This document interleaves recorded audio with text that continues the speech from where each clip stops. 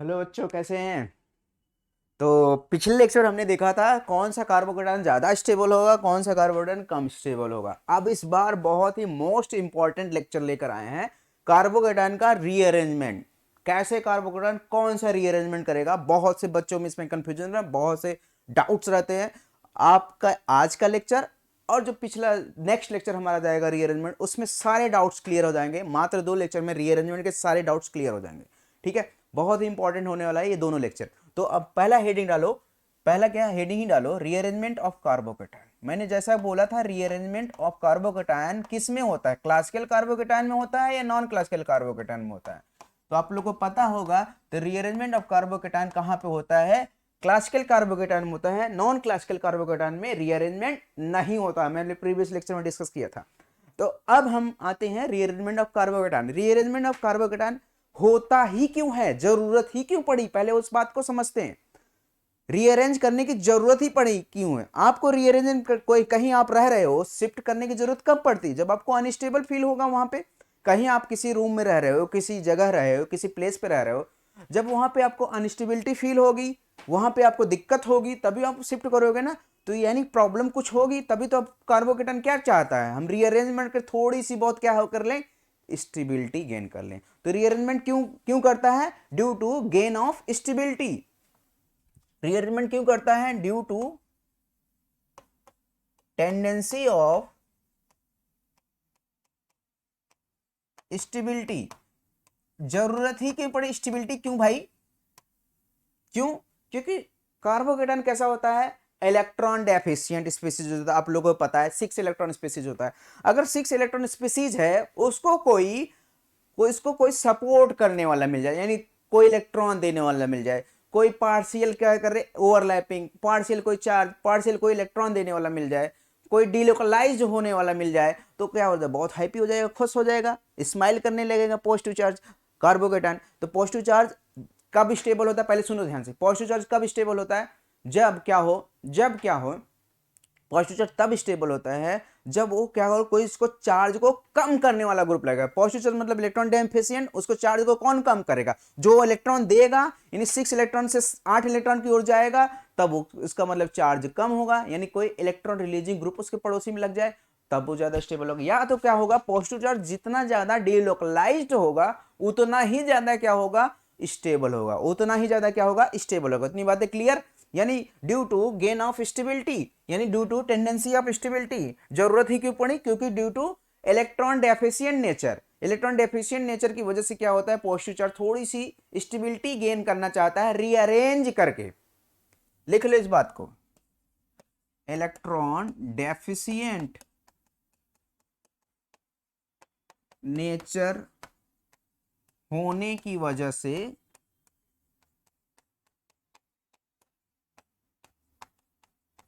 थोड़ी स्टेबिलिटी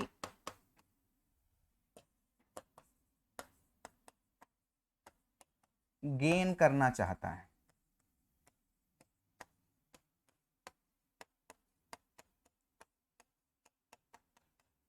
अब सुनो ध्यान से, थोड़ी सी स्टेबिलिटी गेन करना चाहता है, क्लियर है बातें?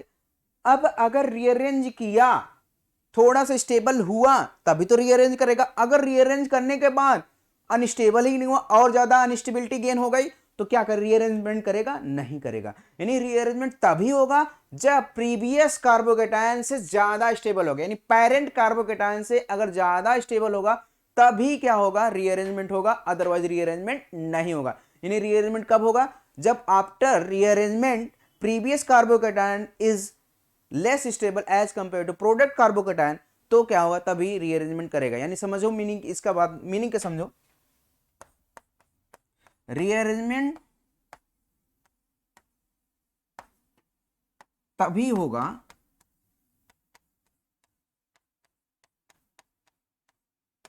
जो बनने वाला कार्बोकेटायन बनने वाला कार्बोकेटायन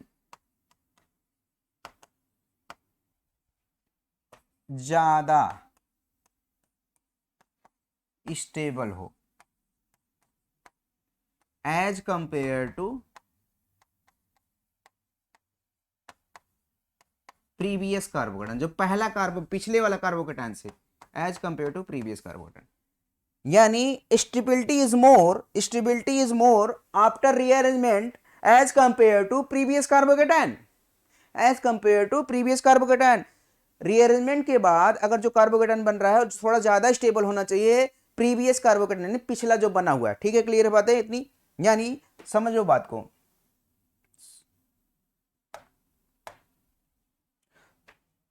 दो पॉइंट क्लियर हो गए। पहली बात क्लियर, ये करता ही क्यों? Due to gain of stability, due to gain of stability, क्योंकि इलेक्ट्रॉन डेफिशिएंट नेचर है। अगर रीअरेंजमेंट करता है उसको कोई इलेक्ट्रॉन डिलोकलाइज वाले जगह पहुंच गया या फिर कहीं उसको इलेक्ट्रॉन देने वाला ग्रुप मिल गया तो हैप्पी हो जाएगा। ठीक है, और जब रीअरेंजमेंट हुआ जो बाद में बना है कार्बोकेटायन वो थोड़ा ज्यादा स्टेबल होना चाहिए, जो थोड़ा ज्यादा स्टेबल होना चाहिए पेरेंट कार्बोकेटायन यानी प्रीवियस कार्बोकेटायन। यानी समझ लो बात को, ये क्या है? प्रीवियस कार्बोकेटायन है, प्रीवियस कार्बोकेटायन है।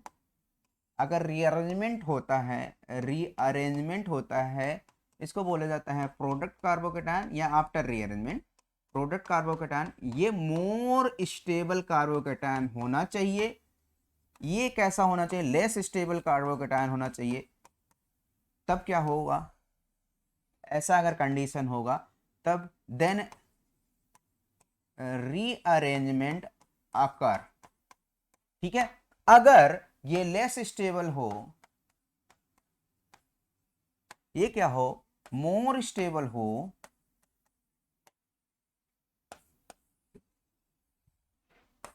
डू नॉट अकर रीअरेंजमेंट, तब रीअरेंजमेंट नहीं होगा। Do not occur rearrangement. अब तो समझ गए होगे बात को, मीनिंग को ना, अब तो समझ गए होगे होपफुली। ठीक है, तो ये बात समझ गए। पहली बात क्या है? Due to gain of stability gain करना, इलेक्ट्रॉन डेफिशिएंट नेचर होता है इसकी वजह से। उसके बाद प्रीवियस कार्बोकेटायन से ज्यादा स्टेबल होना चाहिए। तीन बातें क्लियर। अब ये क्या होता है? कार्बोकेटायन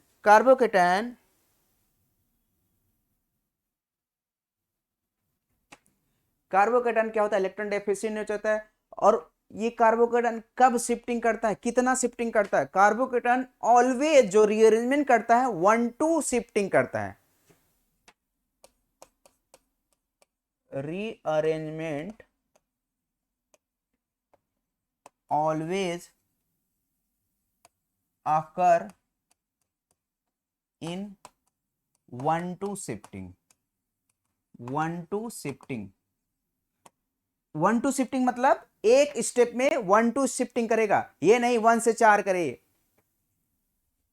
1-3 या 1-4 do not occur in a step. एक स्टेप में ये नहीं होगा। एक स्टेप में क्या होगा? ये होगा शिफ्टिंग। एक स्टेप में 1-2 शिफ्टिंग होगा, मतलब each step have 1-2 shifting always. ठीक है, 1-4 शिफ्टिंग डायरेक्ट नहीं होगा। जैसे सपोज दैट, मीनिंग को समझो, कार्बोकेटायन यहां से यहां जाएगा। ठीक है, यहां से यहां डायरेक्ट नहीं जाएगा। क्लियर? यही मैं कह रहा हूं। This is 1, this is 2, 1-2 shifting. ये क्या होता है? 1-3 होता है। ये नहीं होगा। ठीक है, ऑलवेज ईच स्टेप में यहां से यहां जाएगा, यहां नहीं जाएगा। क्लियर है बातें इतनी? 1-2 शिफ्टिंग होती है ऑलवेज, 1-3 या 1-4 1-5 नहीं होता ईच स्टेप में। हालांकि यहां गया फिर बाद में यहां जा सकता है, लेकिन वो दूसरा स्टेप होगा, तीसरा स्टेप हो सकता है, लेकिन एक स्टेप में ऑलवेज 1-2 शिफ्टिंग हो। यानी ईच स्टेप रीअरेंजमेंट अकर 1-2 shifting. Each step rearrangement sorry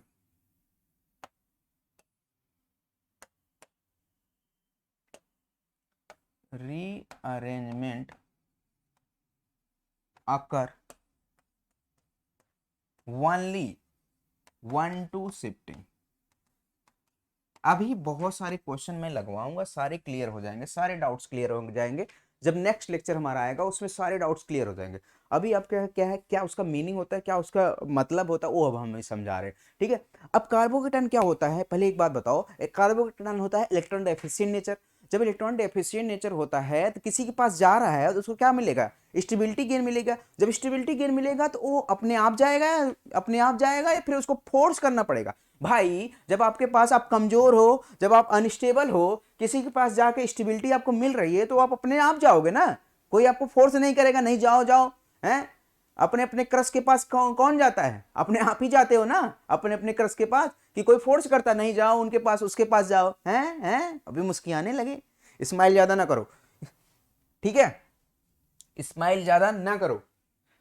अपने आप कब जाओगे, जब आप अपने आप को अनस्टेबल फील करोगे तभी किसी और के पास जाओगे। तो अपने आप जाते हो या फोर्स करने पे जाते हो? तो जो कार्बोकेटायन होता है इलेक्ट्रॉन डेफिशिएंट नेचर होता है। जब इलेक्ट्रॉन डेफिशिएंट नेचर होता है, कहीं और जा रहा है, उसको स्टेबिलिटी गेन मिल रही, तो ऑब्वियस सी बात है वो अपने आप ही जाएगा। यानी कार्बोकेटायन जो रीअरेंजमेंट होता है स्पॉन्टेनियस प्रोसेस होता है। स्पॉन्टेनियस मतलब, स्पॉन्टेनियस वर्ड यूज किया जाता है जो चीजें अपने आप हो। तो यानी carbocation rearrangement occur spontaneous, carbocation rearrangement occur spontaneous process। Occur spelling देखो भाई, carbocation is spontaneous process, spontaneous process. Clear है ना बातें? अब बात को समझिए, बात को समझिए।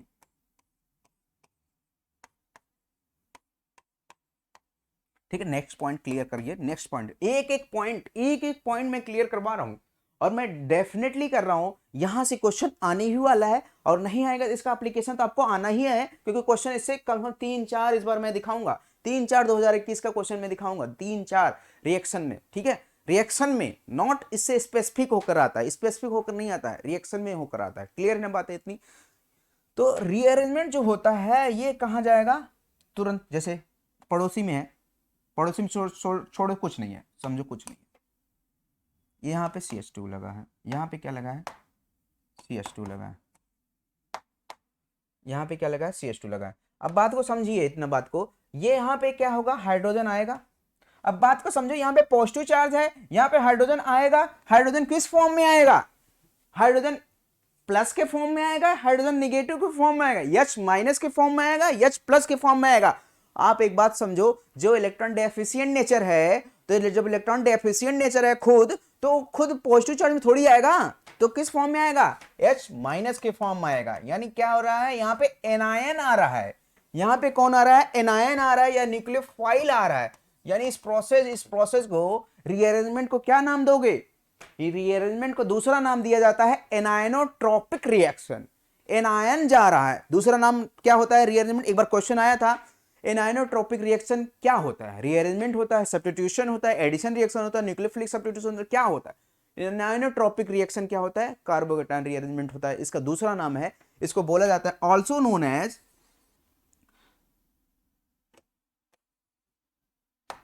Rearrangement, also known as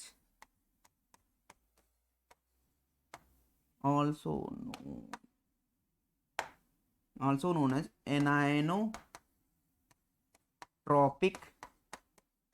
reaction। अब इसका मीनिंग क्या है भाई, इसका मीनिंग समझो बात को। एनायन मीन्स होता है निगेटिव चार्ज, हमें दिख रहा है निगेटिव चार्ज, ये देखो ध्यान से देखो, निगेटिव चार्ज दिख रहा है। और ट्रॉपिक मतलब जाना, निगेटिव चार्ज अगर कहीं जा रहा है तो उसको रिएक्शन क्या बोलोगे, रीअरेंजमेंट। रीअरेंजमेंट हो रहा है ना, इस निगेटिव चार्ज अगर जाएगा तभी तो कार्बोकेटायन क्या होगा, स्टेबल होगा। तो इसको बोला जाता है इसको क्या बोलते हैं, एनायनोट्रोपिक रिएक्शन। और ये एनायनोट्रोपिक किस फॉर्म में जा रहा है, उसको एनायन बोलो चाहे न्यूक्लियोफाइल बोलो, एनायन बोलो चाहे न्यूक्लियोफाइल बोलो। यानी कार्बोकेटायन कैसा रिएक्शन होता है, न्यूक्लियोफिलिक रिएक्शन होता है। यानी कार्बोकेटायन कैसा रिएक्शन होता है, कार्बोकेटायन रीअरेंजमेंट कैसा रिएक्शन होता है, कार्बोकेटायन रीअरेंजमेंट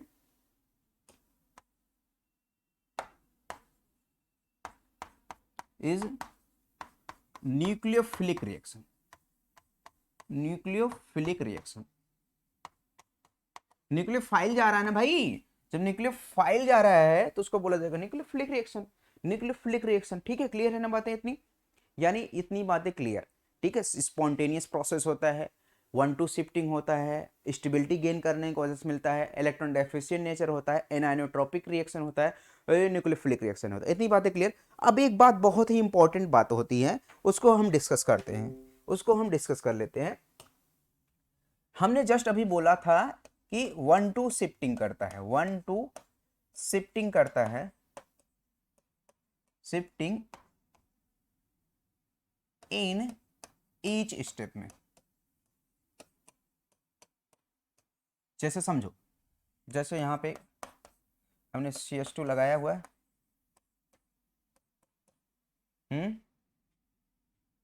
CH2 लगाया हुआ है,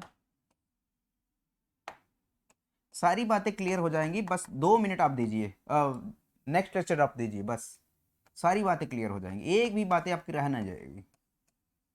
अगर एक भी बातें आपकी रह गई तो देख लेना, दोबारा मुझसे पूछ लेना, दोबारा जूम मीटिंग सेशन कर लेना। मैं बार बार बोल रहा हूँ, जो भी डाउट रहा करे आप मुझसे डायरेक्ट कॉल कर सकते हो। बहुत से टीचर डायरेक्ट कॉल नहीं करते, नंबर नहीं देते, मेरा नंबर हर जगह पब्लिकली है, तो आप कहीं भी आप कॉल कर सकते हो, ठीक है। अभी यहाँ गया तो क्या बनाएगा, ये क्या होगा, CH2, यहाँ हाइड्रोजन ऐड हो गया। हाइड्रोजन कौन सा वाला ऐड हुआ है, यहाँ पे मैं थोड़ा दूसरा कलर दिखाऊं तब ज़्यादा समझ में आएगा। तो यहाँ पे जो हाइड्रोजन ऐड हुआ है तो मैंने दिखा दिया ये,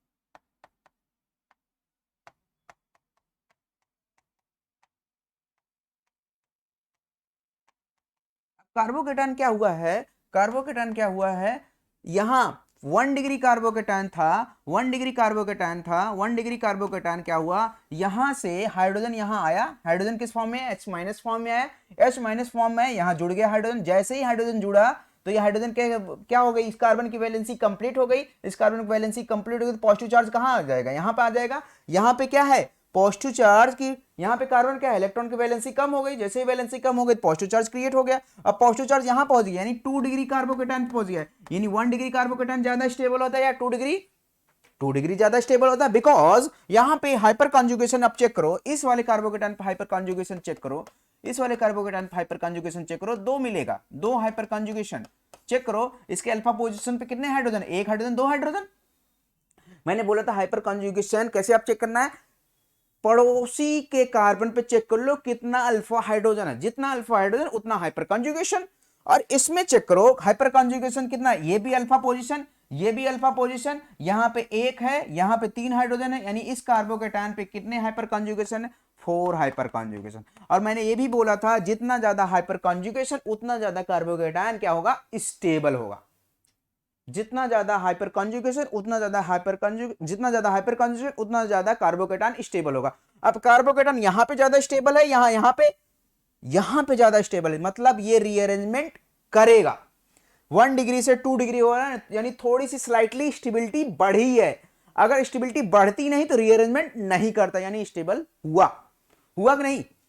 अगर बात समझो, बात को समझो, ये कैसी शिफ्टिंग हुई है, कैसी शिफ्टिंग, वंस दूसरा कलर लेते हैं, कोई और कलर दिख रहा है आप लोगों को, नहीं दिख रहा होगा। ये 1 और 2, यानी कैसी शिफ्टिंग हुई, 1-2 हाइड्राइड शिफ्ट। हाइड्राइड मतलब हाइड्रोजन गया था, हाइड्राइड H- को क्या बोलते हो, H- को क्या बोलते हो, हाइड्राइड बोलते हो ना, इसलिए हाइड्राइड जा रहा है, हाइड्राइड शिफ्ट अभी डिस्कस करेंगे, सारा सारा डिस्कस करेंगे। तो 1 पोजीशन पे 2, इसको 1 करो, इसको 2 पोजीशन, तो कैसा हो रहा है, हाइड्राइड शिफ्ट हो रहा है। तो ये हाइड्राइड शिफ्ट होकर कहां पहुंचा, यहां पे। अगर यहां से कार्बोकेटान यहां पे चला आ जाए बात बन जाएगी, यहां से कार्बोकेटान यहां चला आया तो कार्बोकेटान 3 डिग्री कार्बोकेटान हो जाएगा। अगर मेरा मन आया तो यहीं से डायरेक्ट ले लूं, लेकिन ये पॉसिबल नहीं है। मैंने बोला था 1-3 नहीं होता, 1-3 नहीं होता, ईच स्टेप में होता है। पहले स्टेप में यहां आएगा, फिर दूसरे स्टेप में जाएगा, यानी अब क्या होगा, हाइड्रोजन यहां इस स्टेप से उठ के यहां, सॉरी, हाइड्रोजन इस स्टेप से उठ के यहां से यहां जाएगा, देखना ध्यान से। अगर ये हाइड्रोजन उठ के यहां गया, हाइड्रोजन यहां उठ गया, इसकी वैलेंसी कंप्लीट हो जाएगी, इसकी वैलेंसी कंप्लीट हुई तो कार्बोकेटायन कहां पहुंच जाएगा, यहां पे वैलेंसी कमी हो जाएगी, देखना ध्यान से। क्या बनेगा, CH2 CH H C positive charge CH3 CH3। अब कैसी कार्बोकेटायन हो गया, ध्यान से देखना, 3 degree carbocation, hyper conjugation check करो, 3 यहाँ 6 और 2 यहाँ, 6 2 8 हाइपर कॉन्जुगेशन। और जितना ज्यादा हाइपर कॉन्जुगेशन उतना ज्यादा ही कार्बोकेटायन स्टेबल। अब स्टेबल सबसे ज्यादा कहां है कार्बोकेटायन, यहां पे ज्यादा कार्बोकेटायन स्टेबल है एज कंपेयर टू ये, एज कंपेयर टू, बिकॉज यहां पे हाइपर कॉन्जुगेशन कितना है, 2 है, यहां पे हाइपर कॉन्जुगेशन कितना है, 4 है, यहां पे हाइपर कॉन्जुगेशन 8 है, यानी रीअरेंजमेंट करके 1 डिग्री से रीअरेंजमेंट करके 3 डिग्री पहुंच चुका है, तो ये ज्यादा स्टेबल है, तो ज्यादा स्टेबल है। और हमेशा एक एक स्टेप में करेगा, 1-2 शिफ्टिंग करेगा, डायरेक्ट नहीं आएगा। आप सोचो यहीं से डायरेक्ट यहां से उठा के यहां कर ले तो ये डायरेक्ट हो जाएगा, और डायरेक्ट कभी नहीं करता, हमेशा ऑलवेज 1-2 शिफ्टिंग करेगा। आप यहां से उठाओगे तब भी वहीं पहुंचोगे, लेकिन वो स्टेप गलत है, गलत ये है, तो गलत ये है, ओनली 1-2 शिफ्टिंग करेगा, ठीक है, ओनली 1-2 शिफ्टिंग। और ईच स्टेप में स्टेबिलिटी बढ़नी चाहिए, घटनी नहीं चाहिए। अगर घट गई तो बात गड़बड़ हो जाएगी। यानी यहां से देखो, यहां से 1 डिग्री कार्बोकेटायन से 2 डिग्री बढ़ी, 1 डिग्री कार्बोकेटायन से 2 डिग्री कार्बोकेटायन हुआ, यानी 2 हाइपर कॉन्जुगेशन से 4 हाइपर कॉन्जुगेशन हुआ, स्टेबिलिटी बढ़ी। 4 हाइपर कॉन्जुगेशन से 8 हाइपर कॉन्जुगेशन हुआ, स्टेबिलिटी बढ़ी घटी, स्टेबिलिटी बढ़ी, तो रीअरेंजमेंट हुआ। यानी कई स्टेप में रिएक्शन हो सकता है, लेकिन हर स्टेप में रिएक्शन क्या होना चाहिए, स्टेबिलिटी बढ़नी चाहिए। यही मैं बताने वाला था, कई स्टेप में रीअरेंजमेंट हो सकता है और हर स्टेप में स्टेबिलिटी क्या होनी चाहिए, बढ़नी ही चाहिए, तभी बात बनेगी, अदरवाइज रिएक्शन नहीं होगा, अदरवाइज रीअरेंजमेंट नहीं होगा। यानी लिखो इस बात को, कार्बोकेटायन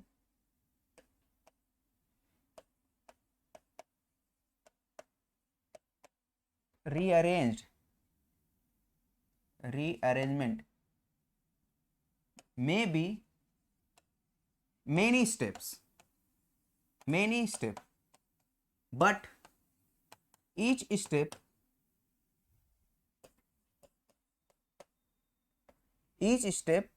1-2 शिफ्टिंग, ब्रैकेट में लिख लो 1-2 शिफ्टिंग होना चाहिए, each step 1-2 shifting, gain stability.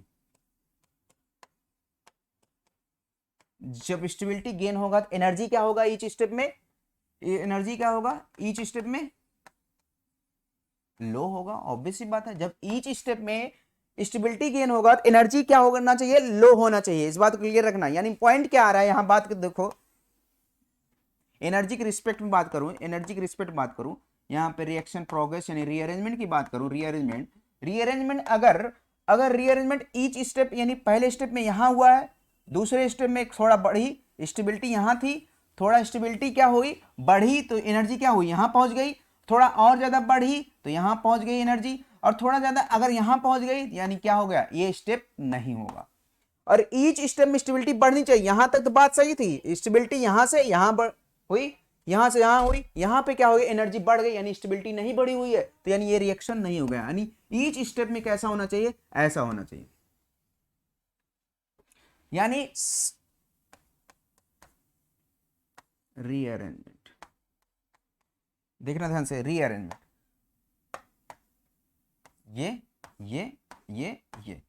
देखना ध्यान से, एक स्टेप ये है, फर्स्ट स्टेप ये है, सेकंड स्टेप ये है, थर्ड स्टेप ये है, फोर्थ स्टेप ये मान लो, ठीक है। और ईच स्टेप में एनर्जी क्या हुई है, ईच स्टेप में एनर्जी डाउन हुई है, देखना ध्यान से, ईच स्टेप में एनर्जी डाउन हुई, मतलब ईच स्टेप में क्या हुई है, स्टेबिलिटी बढ़ी हुई है, स्टेबिलिटी बढ़ी हुई है, तो यानी ये रिएक्शन होगा, ये रीअरेंजमेंट होगा।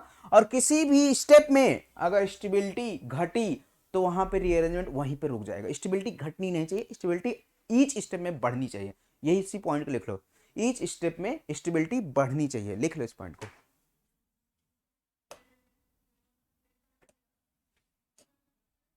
ठीक है, अब आते हैं, हम बात करते हैं रीअरेंजमेंट कितनी प्रकार का होता है, रीअरेंजमेंट कितनी प्रकार, रीअरेंजमेंट मेनली 3 टाइप्स होते हैं, मेनली 3 टाइप्स होते हैं। पहला लिखो, पहला types of rearrangement,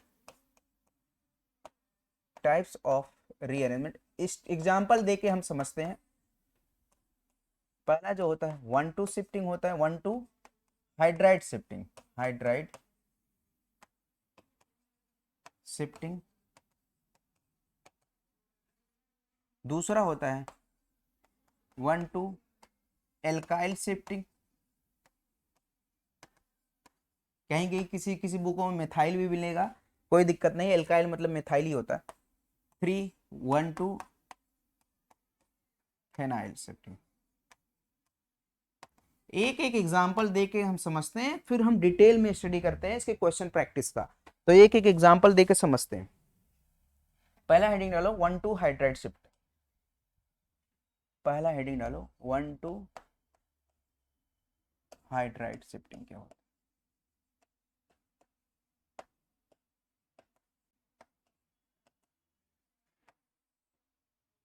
1,2 hydride shifting क्या होता है उसको समझते हैं, देखना ध्यान से।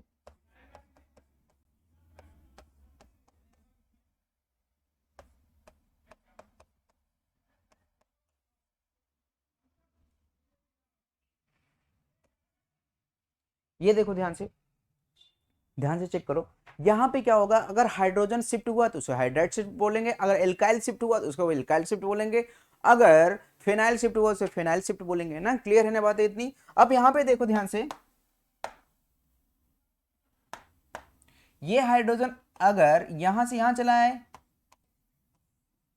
यहां से यहां चला है, तो यानी ये पहले क्या कार्बोकेटाइन था, 1 डिग्री कार्बोकेटाइन था। अगर कार्बोकेटाइन यहां चला है तो कैसा कार्बोकेटाइन बन जाएगा, 2 डिग्री कार्बोकेटाइन बन जाएगा। अगर मैं एक हाइड्रोजन उठा के यहां रख दूं, यानी इस कार्बन की वैलेंसी कंप्लीट हो जाएगी, लेकिन इस कार्बन की वैलेंसी क्या हो जाएगी, कम हो जाएगी। और इस कार्बन की वैलेंसी अगर कम हुई तो किससे दिखाते हो, पॉजिटिव चार्ज से दिखाते हो।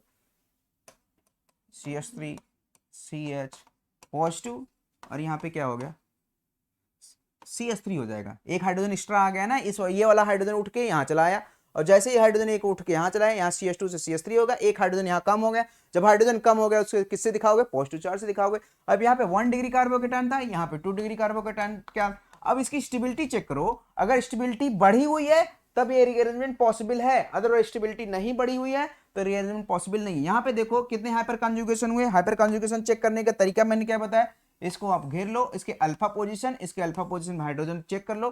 3 हाइड्रोजन यहाँ है, 3 हाइड्रोजन यहाँ पे, टोटल कितने हाइपर कंजुगेशन बनेंगे, 6 हाइपर कंजुगेशन बनेंगे। यहाँ पे चेक करो, यहाँ पे 2 हाइड्रोजन है, इसके अल्फा पोजीशन 2 ही हाइड्रोजन है, 2 हाइपर कंजुगेशन बनेंगे। यानी जितना ज्यादा हाइपर कंजुगेशन उतना ज्यादा स्टेबिलिटी। 6 हाइपर कंजुगेशन यहाँ है, 2 हाइपर कंजुगेशन यहाँ पे, स्टेबिलिटी इसकी बढ़ी हुई है, दैट मींस ये रीअरेंजमेंट पॉसिबल है। रीअरेंजमेंट पॉसिबल है, और कैसी पॉसिबल है, 1,2 हाइड्राइड शिफ्टिंग से। अगर H माइनस शिफ्ट हुआ है तो उसे बोलेंगे 1,2 हाइड्राइड शिफ्टिंग। ये 1 पोजीशन और 2 पोजीशन, 1 से 2 गया है, और ईच स्टेप में होता है, ठीक है। 1 से 2 गया, क्या यहां से यहां जाएगा, अगर यहां से यहां गया 2 डिग्री से 1 डिग्री हो जाएगा, फिर भी अनस्टेबल हो जाएगा। जब अनस्टेबल होगा जाएगा ही नहीं, तो 2 डिग्री से 1 डिग्री कभी नहीं जाएगा। 1 से 2 जाएगा, 2 से 3 जाएगा, 3 से 2 कभी नहीं आएगा, 2 से कभी 1 नहीं आएगा, ठीक है। 1,2 हाइड्राइड शिफ्टिंग हुआ है। अगर हाइड्रोजन शिफ्ट हुआ है तो 1,2 हाइड्राइड शिफ्ट हुआ। अगर फिर अब देखते हैं दूसरा एल्काइल शिफ्टिंग, दूसरा एग्जांपल लेते हैं alkyl shifting. 1,2 alkyl shifting.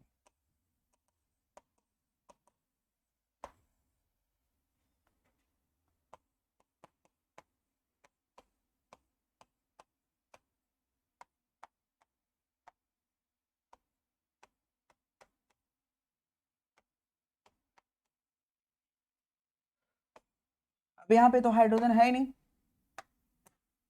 1 position 2 position कौन शिफ्ट कर सकता है, यही शिफ्ट करेगा, हाइड्रोजन तो है नहीं, यानी एल्किल ग्रुप ही शिफ्ट करेगी। तो एल्किल ग्रुप जब शिफ्ट करेगी तो इसको क्या बोल दोगे, एल्काइल शिफ्ट। और कैसा शिफ्ट करेगा, 1 पोजीशन से 2 पोजीशन, यानी 1 पोजीशन, यानी 1 पोजीशन ये हो गया, 2 पोजीशन ये हो गया, यानी 1,2 एल्काइल शिफ्टिंग। इसको क्या बोलोगे, एल्काइल शिफ्टिंग या मेथाइल शिफ्टिंग। और मेथाइल शिफ्टिंग किस फॉर्म में जा रहा है, एक बात ध्यान देना, मेथाइल शिफ्टिंग CH3 माइनस के फॉर्म में जा रहा है, तो न्यूक्लियोफाइल के फॉर्म में जा रहा है, ठीक है, याद रखना। तो यानी किस फॉर्म में जा रहा है, ये जाना। अब एक बात समझो, किसका ज्यादा फास्ट शिफ्टिंग होगा, किसका कम फास्ट शिफ्टिंग होगा, किस पे डिपेंड होगा, ये जो माइनस चार्ज बन रहा है इस पे डिपेंड होगा। ये नेक्स्ट लेक्चर हम पढ़ेंगे, ये नेक्स्ट लेक्चर में पढ़ेंगे। CH3 C CH2 CH3, ठीक है। यहाँ पे क्या आ गया, पॉजिटिव चार्ज आ गया। और ये मैं दूसरे पेन से दूसरे कलर से बना दूं ताकि आप लोगों को समझ में आए। नया वाला CH3 आया है, तो ये वाला उठ के यहाँ पे CH3 आया, ये वाला उठ के यहाँ पे CH3 आया, वहां पे पहुंच गया और यहाँ पे पॉजिटिव चार्ज हो गया। और अब स्टेबिलिटी चेक करो, क्या स्टेबिलिटी बढ़ी हुई है? यहाँ पे देखो, यहाँ पे हाइपर कॉन्जुगेशन कितना है, हाइपर कॉन्जुगेशन इस कार्बोकेटान कितना है, 0 है, 0 चेक करो, पॉजिटिव चार्ज है। यहाँ पे अल्फा हाइड्रोजन है ही नहीं, जब अल्फा हाइड्रोजन नहीं, हाइपर कॉन्जुगेशन 0। यहाँ पे कैसा है, यहाँ पे देखो 3 यहाँ है, 3 यहाँ है, 2 यहाँ है, टोटल हाइपर कॉन्जुगेशन कितने हैं, 8 हाइपर कॉन्जुगेशन, हाईली स्टेबल। तो रीअरेंजमेंट करेगा, अगर अनस्टेबल होता तो रीअरेंजमेंट नहीं करता, यहाँ पे रीअरेंजमेंट होगा। यानी 1 to एल्काइल शिफ्ट समझ गए, 1 to एल्काइल शिफ्ट समझ गए। अब 1 to फेनाइल शिफ्टिंग समझते हैं, 1 to फेनाइल शिफ्टिंग समझते हैं।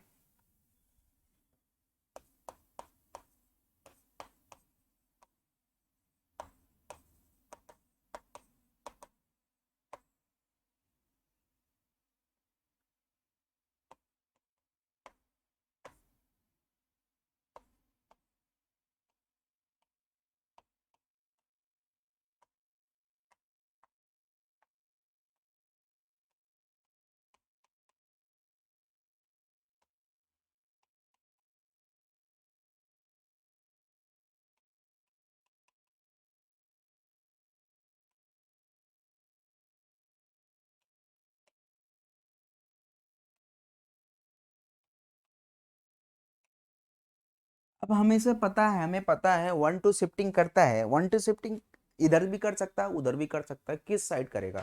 अब देखो 1 पोजीशन ये है, 2 पोजीशन ये है, 2 पोजीशन इधर है, इधर भी कर सकता है, उधर भी कर सकता है, दोनों साइड से कर सकता है। अगर इधर किया तो क्या बनेगा, इधर आप करके देखो, एक बार करके देखो, CH3 C,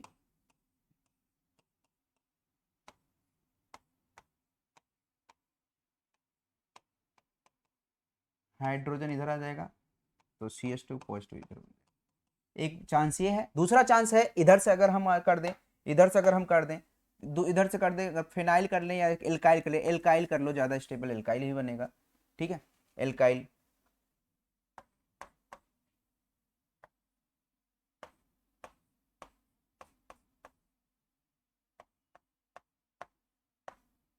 पॉजिटिव चार्ज यहाँ आ गया, ठीक है,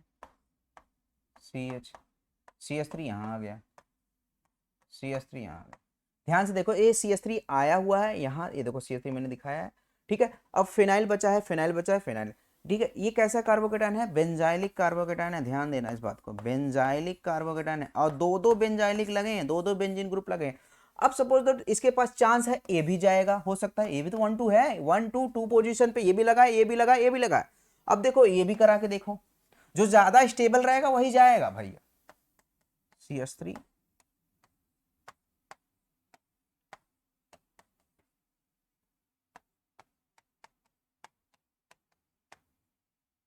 CH3 फिनाइल अब यहाँ आ गया। अब ये देखो ये भी बेंजाइलिक है, देखना ध्यान से, मैंने क्या बोला था, यहाँ पे हाइपर कॉन्जुगेशन कितना है, हाइपर कॉन्जुगेशन यहाँ पे 3 है, यहाँ पे हाइपर कॉन्जुगेशन कितना है, 2 है, 2 है, चेक करो, ये 2 है, दिख रहा है, अल्फा पोजीशन ये है, अल्फा पोजीशन ये, अल्फा पोजीशन पे है ही नहीं। अब यहाँ पे कार्बोकेटान कैसा है, बेंजाइलिक कार्बोकेटान है, और जो बेंजाइलिक कार्बोकेटान है तो हाईली स्टेबल होता है। आप, मैंने अभी प्रीवियस लेक्चर में बताया था कौन ज्यादा स्टेबल होगा, उसकी पूरी रीअरेंज करके ऑर्डर भी लिखवाया था, उसमें आप जाके चेक करो, बेंजाइलिक कार्बोकेटान ज्यादा स्टेबल होता है as compare to hyper conjugation. Hyper conjugation मैंने बताया, जो हाइपर कॉन्जुगेशन की बात करोगे वो लेस स्टेबल होता है एज कंपेयर टू बेंजाइलिक कार्बोकेटान।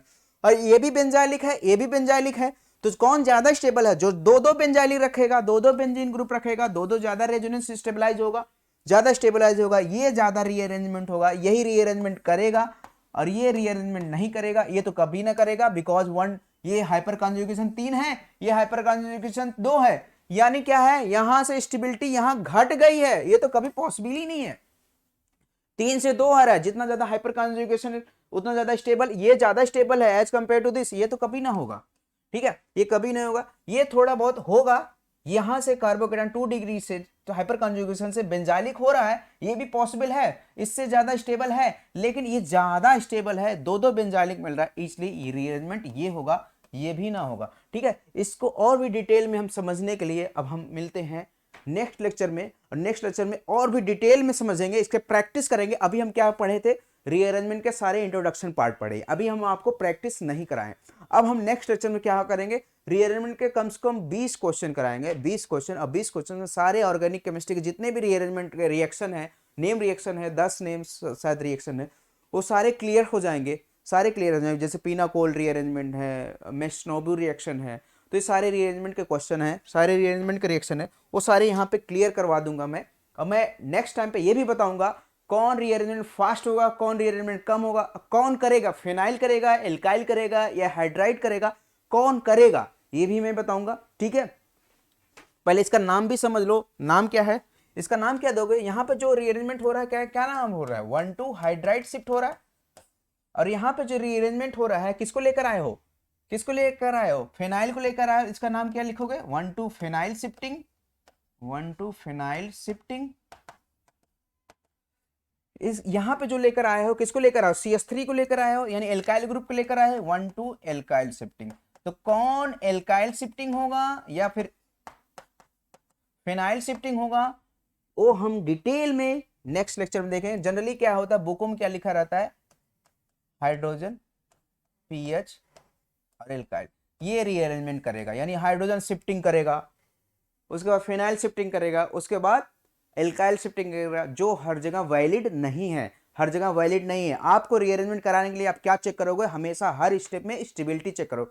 अगर स्टेबल होगा तो रीअरेंजमेंट होगा, अदरवाइज वैलिड। अगर रीअरेंजमेंट अगर स्टेबल नहीं होगा तो रीअरेंजमेंट नहीं करेगा। ये हर जगह वैलिड नहीं है, कई जगह वैलिड है, कई जगह वैलिड नहीं है। तो इसको वैलिड करने के लिए आपको मैंने देखने क्या तरीके बताया, आप हर स्टेप में स्टेबिलिटी चेक करो, ज्यादा स्टेबल जहां बनेगा वहां रीअरेंजमेंट करेगा। तो मिलते हैं नेक्स्ट लेक्चर में प्रैक्टिस क्वेश्चन के साथ, अब बहुत सारे क्वेश्चन लेकर आएंगे, ठीक है। मिलते हैं next, thank you so much.